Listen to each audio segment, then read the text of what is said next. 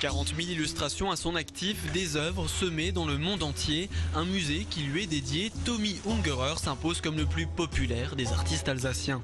Depuis une trentaine d'années, ses travaux passionnent les plus grands amateurs d'art de la planète. Reinhold Wirth, riche industriel allemand, est propriétaire d'une collection de plus de 14 000 œuvres.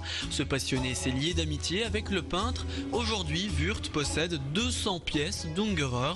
Elles ont toutes été présentées en Allemagne l'année dernière. Cette grande exposition a attiré plus de 75 000 personnes.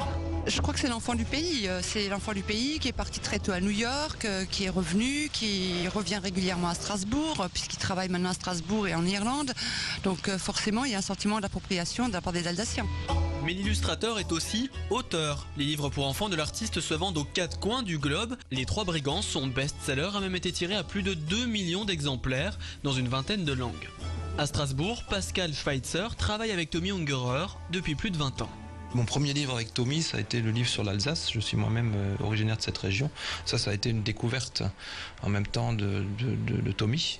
C'est quelqu'un d'exigeant et donc aussi de passionné. Donc du coup, ça donne une relation très franche, très directe, qui permet vraiment de faire du très très bon travail et qui laisse à chaque fois après un souvenir impérissable.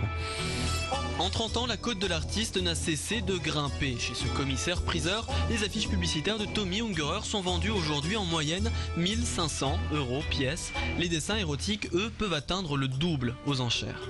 Les gens qui achètent des œuvres Tommy Ungerer sont prêts à payer un certain prix parce qu'il y a une certaine qualité, parce qu'il y a un homme derrière les dessins, mais je ne pense pas que ce soit des spéculateurs. Donc même si je suis à peu près persuadé que sa cote va augmenter, comme on dit, je crois que les acheteurs n'achètent pas pour spéculer et c'est tant mieux.